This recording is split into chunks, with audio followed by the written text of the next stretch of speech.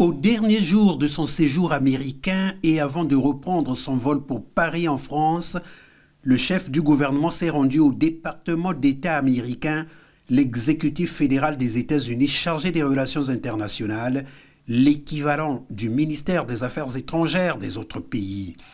Outil principal d'exécution de la politique étrangère des États-Unis, le Premier ministre a eu des entretiens hors caméra avec la secrétaire d'État adjointe aux affaires africaines,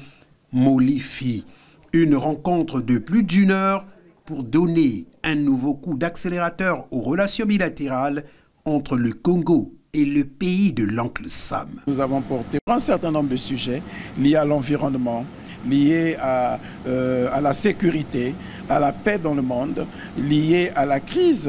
russo-ukrainienne, liés à la protection de l'environnement, liés à la lutte contre la corruption, lutte contre le terrorisme. Voyez-vous, ce sont tous ces sujets qui ont fait l'objet de nos échanges et nous nous réjouissons de ce que nous nous soyons compris et que nous ayons défini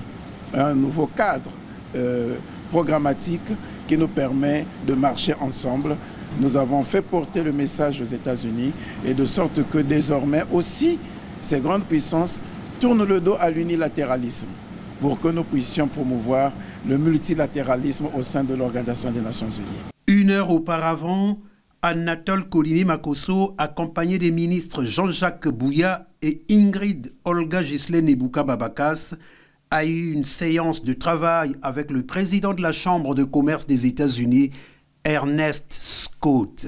La Chambre de commerce, un grand groupe de pression aux États-Unis, avec un peu plus de 3 millions d'entreprises et d'organisations.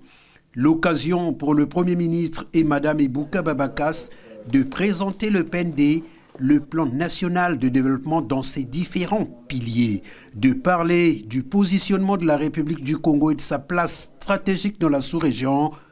le Congo, une fenêtre d'opportunité pour les investisseurs américains.